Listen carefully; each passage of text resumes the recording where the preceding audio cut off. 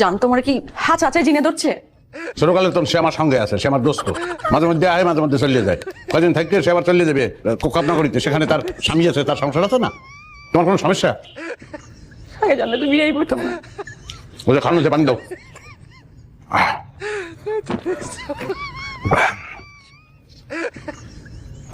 খুব শান্তি লাগতেছে। তুমি আমার কাছে একটু আসতে পারো? এন থেকে কোন আমি হুমতে আছি তো। আমার দ্বারে কেউ আসে না, কেউ একটু ভালো করে কথা উপায় না।